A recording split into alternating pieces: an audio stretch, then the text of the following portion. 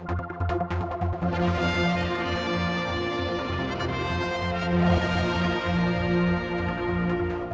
here at the Brawl Suite today, finding out about how the Lottery Trust in the Isle of Man is going to be benefiting people up to £3 million. And you'll find another interview about that. But with me is Jackie, to do with basking sharks, because we've talked to you in many times over the years, and you have received money in the past. We have received money in the past, a very generous donation that has enabled us to put satellite tags on basking sharks, but ones that actually the public can follow the tagged basking sharks when they go around.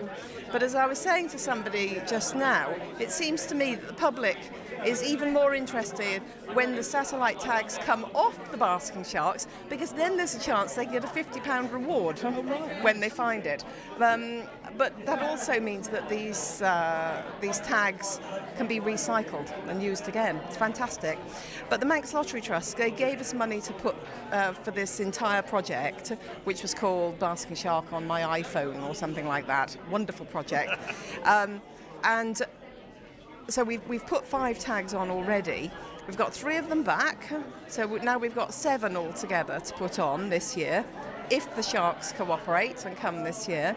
But my husband Graham, who is the engineer for Manx Basking Shark Watch, is redesigning the attachment system for tags using money for the Lottery Trust. So it will be even gentler for the sharks to have these satellite tags on, and disturb them even less. So obviously it was worth, for instance in your case, putting that application in. Oh, very much so, and it's made a massive difference to our project over 3 years now. Where do you go from here? Let's just talk about your project, because it's ongoing and it's got so much media attention over the years. Still as big as ever? There weren't a lot of basking sharks around last year. Well, that was year 10 of data collection, and if you talk to people who are in their 80s now, there have always been years with no basking sharks. And the reason there were no basking sharks worth mentioning last year was that the food situation was wrong for them. They arrived mid-May, but there was no food for them, so they went away again. And the interesting thing was, because of the Manx Lottery Trust funding that we had these spot tags on, and we were able to find out where the sharks that were tagged the year before were.